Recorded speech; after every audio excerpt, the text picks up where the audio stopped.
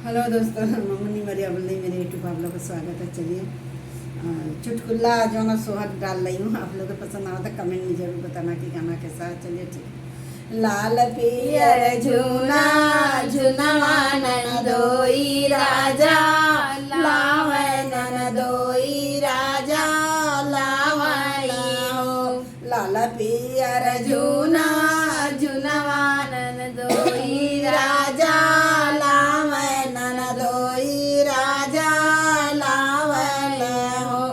ससुर तोर बनल हाथी गोड़वा, ननदोई राजा मांग, ननदोई राजा मांगल हो। ससुर तोहर हाथी गोड़वा जे बनल, ननदोई राजा मांग, ननदोई राजा मांगल हो। बोलिया जे बोललू तू सरहज बोलाऊ नाही, जानियो बोलाही नाही जानलू हो। सरहज तोहरा पलागल हमार मनवा, तो ही कल के जाब, तो ही कल के जाबइयो।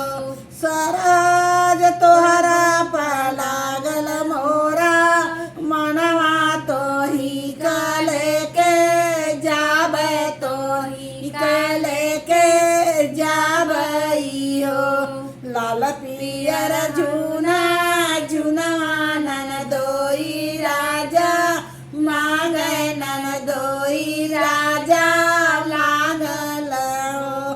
लाल पियर झूना झुनवा ननदोई राजा लाग, ननदोई राजा मांगल हो।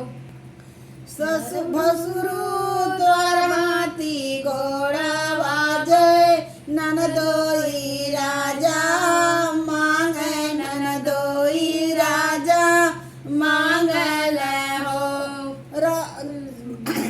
भसुरु तोर बनल हाथी गोड़वा, ननदोई राजा मांग, ननदोई राजा मांगल हो।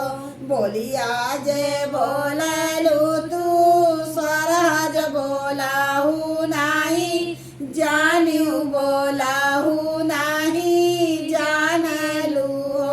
बोलिया जे बोललू तू सरहज बोलाहू नाही, जानियो बोलाहू नाही जानलू हो। सरहज तोरा पलागल मोरा दिलवा, तो ही काले के जाब, तो ही कले के जाबइयो। सरहज तोरा पलागल मोरा मनवा, तो ही कले के जाब, तो ही कले के जाबइयो।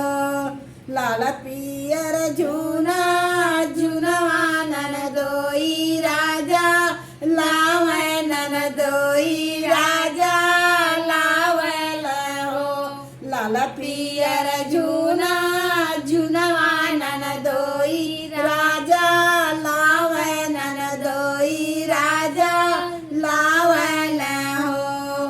देवरू तोर बनल हाथी घोड़वा, ननदोई राजा मांग, ननदोई राजा मांगल हो। देवरू तोर बनल हाथी घोड़वा, ननदोई राजा मांग, ननदोई राजा मांगल हो। बोलिया तू बोललू जे सरहज बोलाहू नाही, जानियो बोलाहू नाही जानलू हो। सरहज तोरा पलागल हमार दिलवा, तो ही काल के जाब, तो ही काल के जाबइयो। सर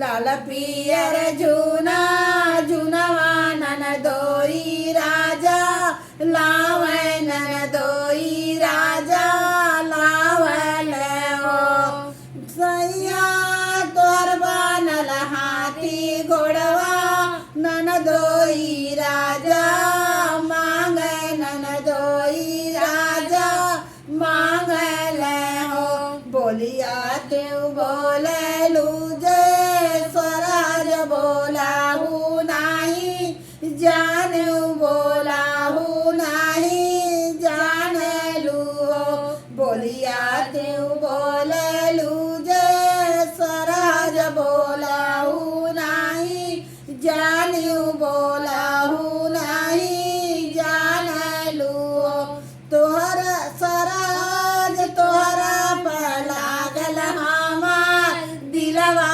तोरी काले के जाब तोरी काले के जाब लियो स्वराज तोहरा पर लागल मोरा मनवा तोरी काले के जाब तोरी काले के जाब लाल पियर झूना झूनवा